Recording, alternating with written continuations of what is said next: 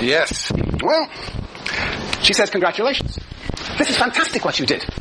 This insight into the world was a revolutionary breakthrough, a rupture from all previous hitherto existing social theory. You put the question of objectification of women, you put the woman question on the map. Yes, indeed.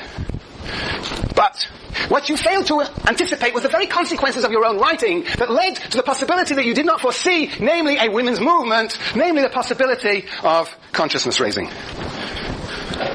So, she says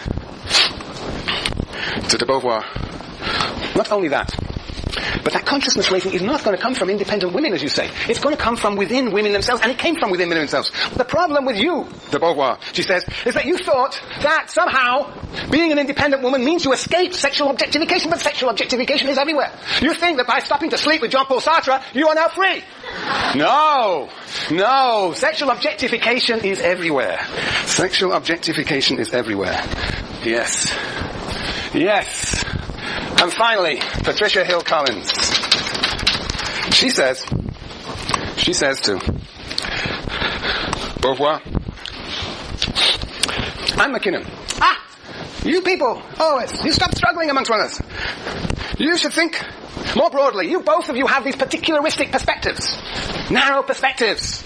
See gender domination as a sort of the only thing that counts. As sort of you have a universalism. Yeah, de Beauvoir, you definitely did from time to time include class. So McKinnon, you hardly included class. In fact, you obscured class. You obscured your own class position. In fact, your feminism is, a feminism of the middle class, of white women.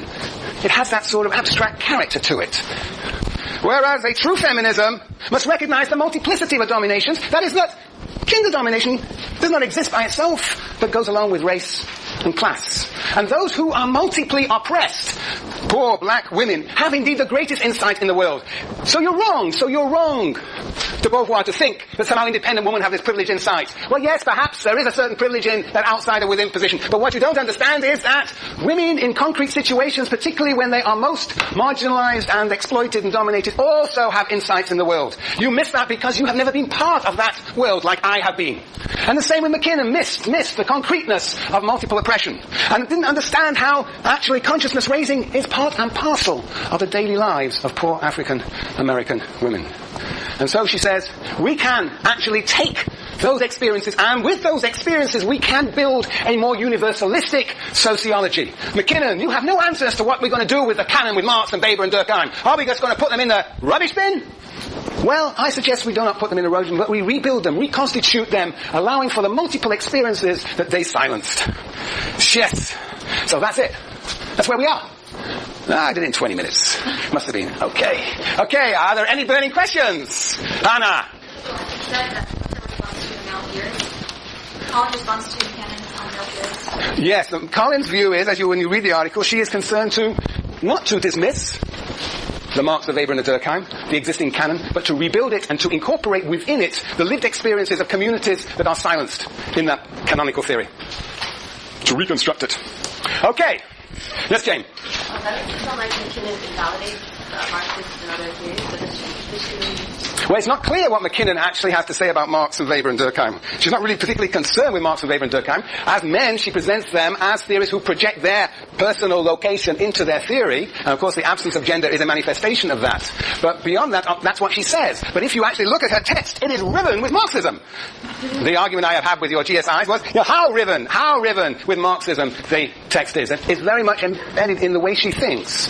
And so, she is, in a sense, at the same time, using Marxism to overthrow Marxism, as she puts it at the end of the article.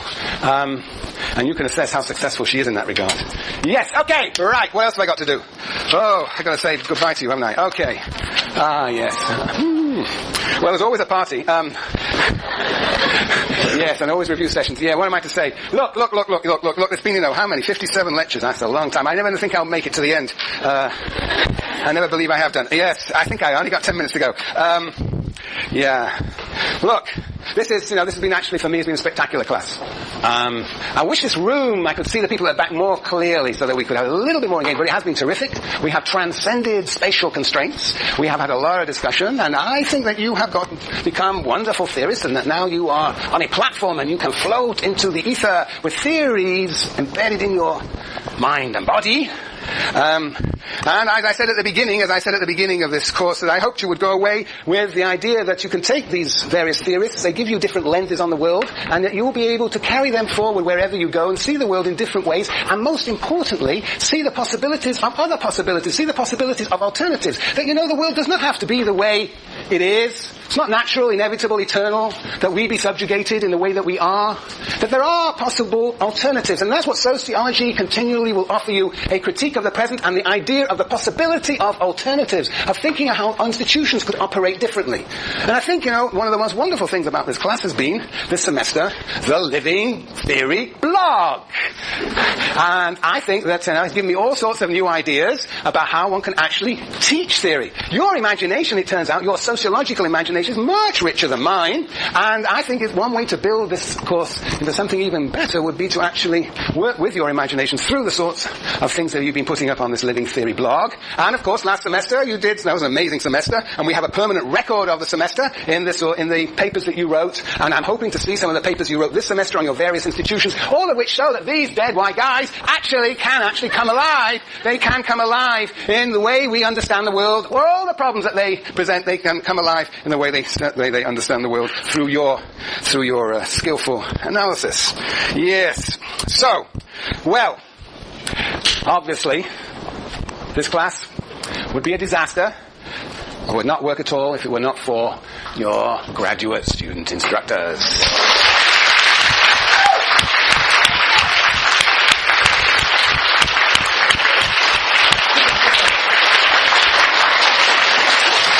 As you know, they are extraordinary, dedicated, committed teachers. And they leave no stone unturned to fertilize your minds. And this year they have been particularly spectacular. They have generated all sorts of discussions with me and with you. They've introduced all sorts of new ideas about how to teach theory. And I can only express my enormous gratitude to them on behalf of myself, because without them, I can't communicate with you. It's in those sections that you really build the communities in which you realize yourselves. It's in those sections, and hopefully in the groups that emerge from those sections. So I really am dependent upon them, and you are too. So I'm very, very sincerely grateful to all of you. Yes. And of course, as I said, I'm also very grateful to all of you here, because and that's a tradition in Berkeley.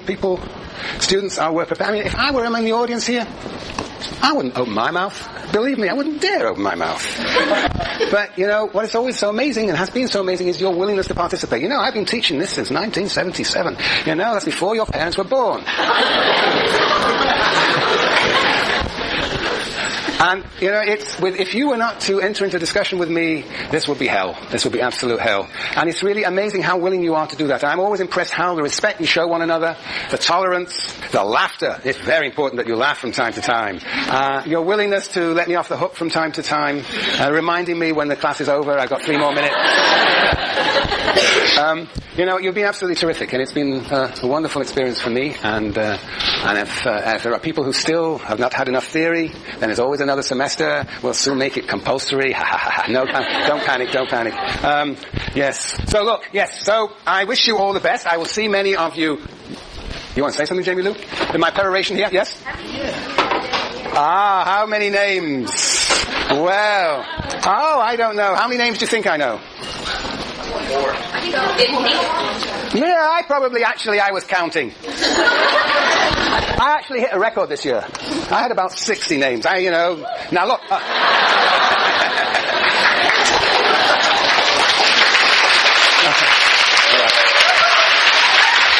Okay, it's all over. See you.